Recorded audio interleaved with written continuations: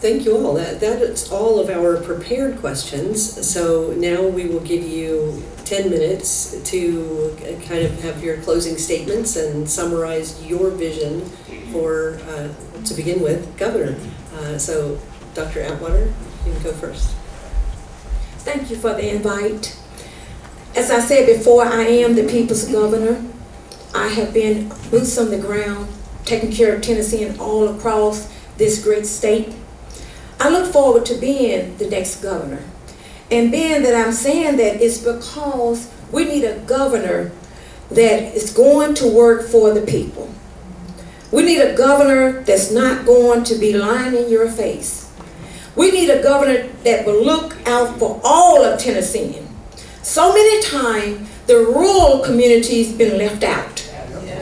You have billions of dollars going to Nashville, Memphis, Chattanooga, and Knoxville, where the farmers are left struggling. I want to be the next governor that bring all of my sisters and brothers to the table, the seat of prosperity. I have a proven record of already doing that. Okay, so I want to have the opportunity to be a governor that put people back into democracy, put people back into politics. I also want to address, because some things politicians do not want to talk about on the campaign trail. I want to talk about all the people dying in 201 Poplar and Core Civic. They are our sisters and brothers too. I want to talk about the domestic violence because I have a special program for women being abused. And if you know the statistic, more women in the rural community get abused than any urban city. Because think about it, those women do not have the opportunity to go to some of the organized facilities like Memphis or Nashville or whatever the case may be. I want to be the type governor that visit all 95 counties while I'm sitting as governor. I don't want to be a gubernatorial candidate that's running around to all these counties, and when I get in, you never see me anymore. And that's why for the last 50 years, I have been a purpose-driven person, a community advocate for the people. I have fought with unions. I have put my life on the line when it comes to housing. When I filed that $20 billion lawsuit against the city of Memphis, I had 50 attacks on my life. Even running for the governor this time, I have 25 attacks on my life. If you all don't know, it's not popular being African American in this systemic racism today. And so I had to pray on even coming here today, because I had a threat this morning. But still I rise. Even the Democratic Party, we must address systemic racism in our own family. I want to be clear here. I'm running for governor, and many people do not acknowledge I'm running for governor. I ran in 2022 and received 60,000 votes and did not campaign. That tell you I am the woman for the job. I am the people's governor. And I have a proven record. If you stand with me, I will stand with you. With that said, I did not tell you much about my history because I don't want to talk about myself too much. But I have been the surrogate mother of 92 children. I have 125 children in my neighborhood. I just fought the city of Memphis and the county commissioner. They're trying to put a jail in the middle of my neighborhood I grew up in. I won that race. Now they're trying to come back through the back door.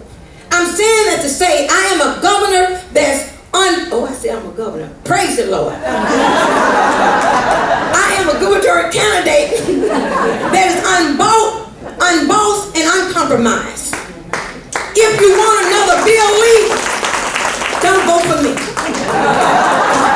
Now, I will say to you, I'm such a good provider to state of Tennessee, Bill Lee gave me an award for being this outstanding person. And then I ran against him in 2022. With that said, I think that if you read my Resurrection of Hope, you will see that I am clearly for the people. I represent the people. I've been doing it for the last 40 years. I am the one, Jerry Green mentioned about the Tennessee Assistance for Needy Families. I am the one that identified that $732 million that Bill Lee was withholding. I do my due diligence. And if you read my Resurrection Hope plan, and before you go home, take it with you, my plan is 385 pages long. I think as Democrats, we need to be more organized and more intentional. So that's why I produced that Resurrection of Hope plan. Just like the Project 2026, I have the Resurrection of Hope plan. So again, with that plan, I want to pull up the state of Tennessee and address housing disparities, economic disparities, taxation without representation, environmental injustice, gross mass incarceration. We should not allow $50 million to go to core civic. And not, I want to dismantle that private company also too. These are things that people do not want to talk about. Poverty. I've been right in the middle of poverty. We cannot address schools, we cannot address housing unless we get real about poverty. And not just in the urban community. My concern is rural because I grew up on a farm. And I know the discrimination that U.S. gave to the farmers. I lost a 100-acre farm because of discrimination. I want to bring to the farmers a farmers incentive plan. We talk about opportunity zone. The opportunity zones that the president and the governor presented to underserved and marginalized communities, all it did was cause genocide. It pushed people out of their homes. And I'm sick and tired of being sick and tired of governmental policies pushing us farther and farther into poverty. And so I want to be a governor that go back and put the people back into politics. It's time out for us talking. It's time for us to do some walking. And so I don't have no political Easter speech to give you. The only thing I have is a plan of action. And with all you all help, if you can get me there, I ask for your vote. Go look at waterforgovernor.com. I look forward to talking to each and every one of you all. Now, I don't have to run all around the state of Tennessee because I have a rapport already. From Waverly to Erie to Dixon to Clarksville to McKenzie to Dover and west of Tennessee. I have been boots on the ground helping these people with their needs. And they want to feed them. Okay? I have an underground program called No More Tears where we talked about abortion, but I literally, for the last 30 years, been hiding women who's been in abusive situations.